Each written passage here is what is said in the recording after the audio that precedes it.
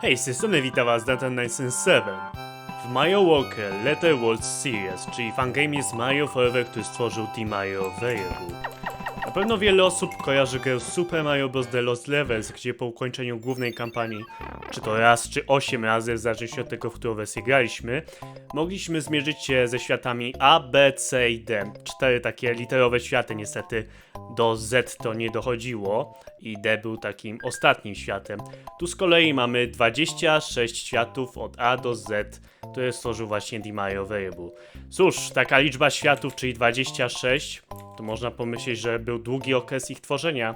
I rzeczywiście tak było. Pierwsze te światy powstały w 2010 roku na kanale właśnie YouTube tego twórcy.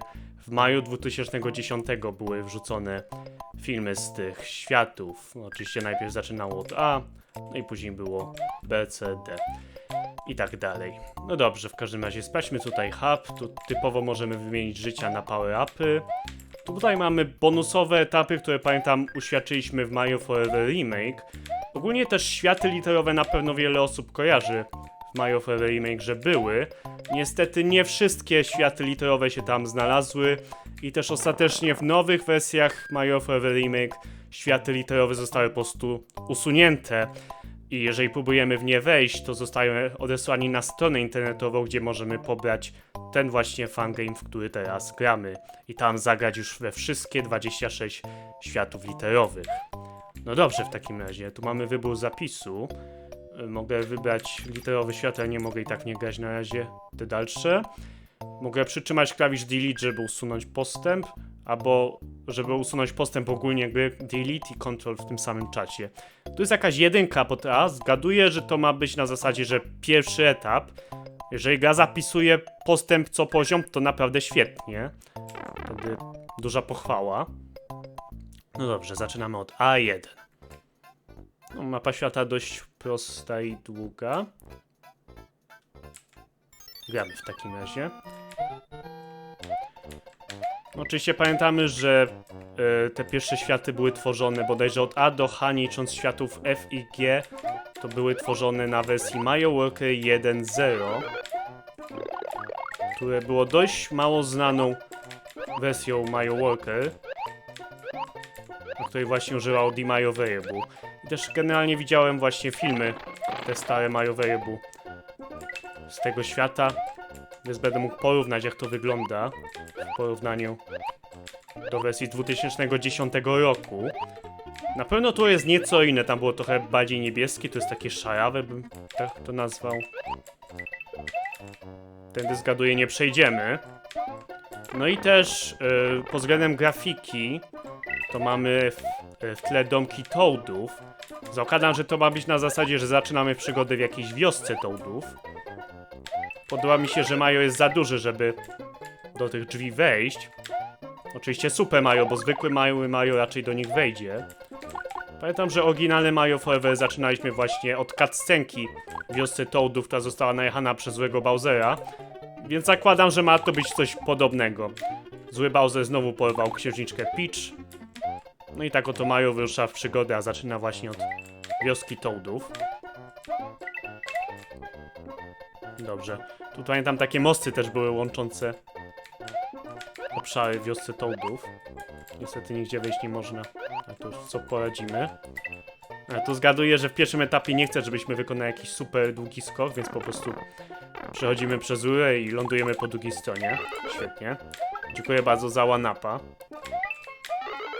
No tutaj biedny Goomba spadł powoli, ale w końcu spadł przepaść, więc szkoda. No na szczęście, w odróżnieniu od wielu starych wersji Mario Forever nie ma tutaj sticky ceiling, czyli że przyklejamy się do sufitu, tylko Mario płynnie się od tego sufitu odbija. Alternatywnie możemy po prostu przebiec szybko i Mario przebiegnie normalnie przez taki jeden bloczek przepaści, jeżeli tylko trzymamy klawisz biegu i się nie zatrzymujemy. No dobrze. Pora na drugi poziom. Standardowo jest to poziom podziemny. W oryginalnej wersji Mario Walker 1.0 pamiętam, że też wchodziliśmy do takiej rury, była taka animacja, natomiast tutaj startujemy z góry lecąc, natomiast tam startowaliśmy z góry na dole i po lewej była przepaść, dosyć dziwne rozwiązanie, ale obecnie jest tak bardziej bliskie to oryginalnemu Mario, gdzie po prostu spadamy z góry po wejściu do podziemi. A tutaj mamy Power Up, czyli Lui, zapewne od Luigiego, pozwala nam skakać wysoko. W starych wersjach Mario Forever nie był on zbyt użyteczny, ale tutaj jest dużo lepszy. Jak widać, skacze bardzo wysoko. Strzałka w prawo pokazuje, no nie wiem, gdzie indziej mielibyśmy iść w tym momencie. No wiadomo, musimy pamiętać, że gramy, jakby nie patrzeć, nieco zmodernizowane, ale dalej etap z 2010 roku, gdzie po prostu twórca dał sobie taką strzałkę, no i uznał, że ją zostawi. No jak widać, platforma jest dość szybka, jeżeli tylko staniemy na krawędzi, to zostaniemy przez platformę porwani i będzie nam dużo łatwiej przejść. No i tutaj Poison Mushroom, Power Up, a raczej Power Down, który z tego co pamiętam w Mario Forever zabija nas od razu przy dotknięciu, dlatego musimy bardzo na niego uważać. Jak widać, nie przejdę tędy, ale za to tu już można.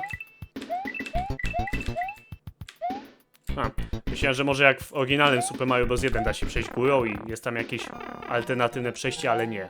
Tu bodajże jak wychodziliśmy na zewnątrz w oryginalnej wersji 2010 roku, to była ściana po lewej. Tu z kolei jest więcej świeżego powietrza. No i oczywiście nazbieraliśmy już 100 monet i mamy one-upa, dziękuję bardzo. 10 000 punktów, raczej nie ma tutaj żadnych one-upów za zdobycie mety, chyba że coś D-Mario Variable zmienił. Jak widać, przeciąłem jak najwyżej się dało, a dostałem 10 000. No dobrze, A3. O, tutaj bodajże w oryginalnej wersji startowaliśmy, to była rura nad nami taka pozioma i mogliśmy po niej wejść tutaj na bloczki i było dodatkowe parę bloczków do wybicia. Ale autor to usunął, być może wydawało mu się, że jest zbyt klaustrofobicznie, że za wąsko. Ale tutaj mamy bloczek z bitrutem, nie wiem o co chodzi. Czemu tu jest na bloczku bitrut, może jeżeli oberwiemy, to możemy znowu wziąć buraczki. Generalnie to te buraczki niszczą niektóre typy bloków, takie brick bloki, takie cegiełki. To być może chodzi tutaj o to, że po prostu jeżeli oberwiemy, możemy wrócić tu po power up, żeby nie było, że oberwaliśmy, nie mamy tego power upa. O, jak tutaj, no i już jesteśmy zablokowani, nie możemy nic zrobić. Jeżeli tak zrobiła, to bardzo przyjemnie, ponieważ szkoda by było już nie móc przejść, bo straciliśmy jakiś power up. Czasami są tacy przeciwnicy brosy, nie rzucające młotkami, tylko kilofami, które nam te bloczki zniszczą. Ale no nie ma ich w tym przypadku. No jeżeli mamy bitu, to jednak preferuję samemu sobie zniszczyć, a nie opierać się na wrogu, który w dodatku chce mnie zabić. No i Mario się cieszy, ja się cieszę z nim. No tak, tutaj mamy właśnie ten dość prosty level design. Skakanie po pojedynczych bloczkach, no wiadomo, z 2010 roku, kiedy autor zaczynał przygodę z Mario Walkerem i to dość ograniczoną wersją, ale za to wgrałem wiele tych późniejszych światów literowych w Mario Forever Remake i one były dużo lepsze, dużo bardziej skomplikowane i ciekawsze, także się nie boję o to, jak będą te poziomy wyglądać dalej.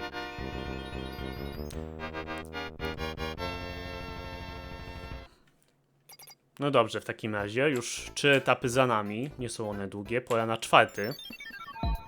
O, tu bodajże Lakitu od razu był nad tobą, Mario Walker 1.0, przepraszam, natomiast tutaj widzę, że gra nam daje trochę czasu, zanim ten przeciwnik się pojawi. Jak widać, rzuca on kolczatki nazywane Spiny, natomiast przez samego Lakitu możemy skoczyć, nie otrzymując od niego obrażeń, jedynie kolczatki nas zranią. No i tu mamy w tle Mario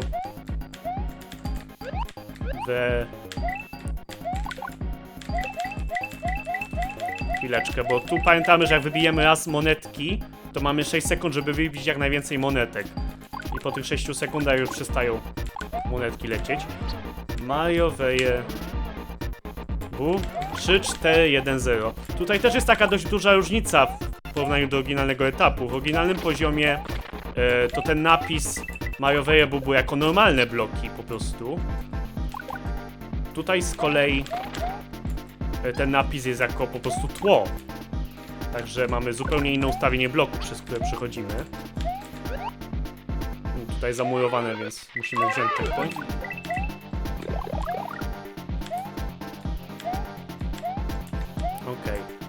ta platforma chyba była trochę wyżej. Chciałbym odstrzelić Lakitu, dziękuję.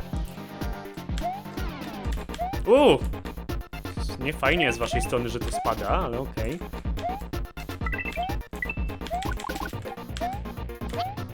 No i Lakitu już jak jesteśmy blisko mety, to rezygnuje z pościgu. Tym lepiej dla nas.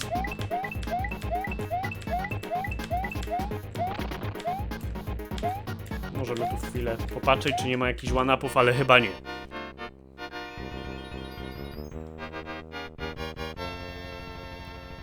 No ile jest to łatwy świat, o tyle ta pojedyncza platforma spadająca, gdy na nią skoczymy.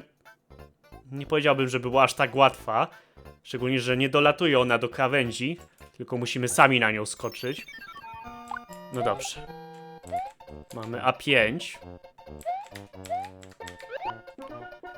Tu bodajże, jeśli chodzi właśnie o to, co powiedziałem wcześniej, że klaustrofobicznie, to tu bodajże się zaczynało tak, że byliśmy w takim tunelu wąskim, przez który przechodziliśmy i dopiero później tu wychodziliśmy. Jak widzę, to twórca z tego tunelu zrezygnował i już od razu zaczynamy normalnie w poziomie, na świeżym powietrzu. One-up zabił Gumbę, miło. Czy raczej wybicie tego one-upa z bloku.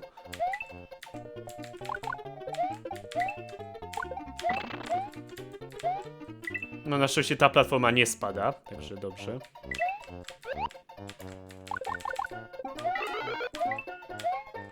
Dziękuję bardzo. Bodajże później w tym etapie znowu wchodziliśmy do takich tuneli. Natomiast tutaj nie specjalnie. Jakby nie patrzeć, zwykły poziom.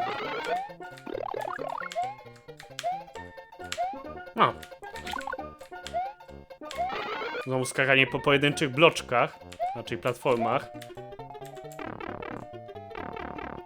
które spadały. Jednak tym razem było bardziej oczywiste, że spadną, niż tamta platforma, która się ruszała normalnie. No i też ogólnie końcówki etapów są takie bardziej w stylu Mario Forever, które znamy. Tam pamiętam, że po mecie to na przykład były tak losowo zamki ustawione przy mecie, albo ściana taka bloczków.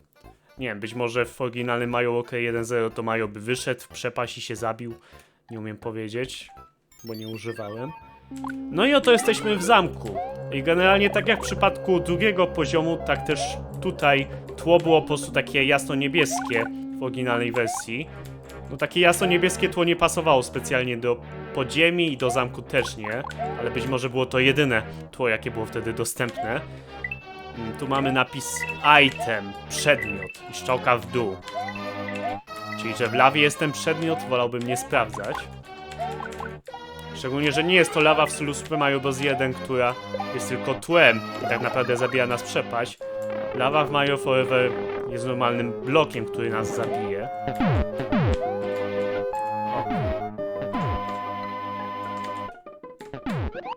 O, udało się. Miło. Trochę tu wąsko. Być może z tym item, czyli przedmiot, chodziło tutaj o to, żeby kliknąć strzałkę w dół, ponieważ strzałka w dół pokazywała, żeby przejść przez te rury i dostać się do przedmiotów tutaj. Kto wie. No i z tego co wiem, oryginalny A6 kończyło się po prostu metą, najzwyklejszą w świecie, i to był koniec tego świata. Tu natomiast mamy walkę z Bowserem. Zakładam, że Bowsera w Mario Walker 1.0 nie było. Chyba że jeszcze wtedy twórca po prostu ćwiczył z edytorem i nie wiedział, jak tego bossa umieścić, kto wie.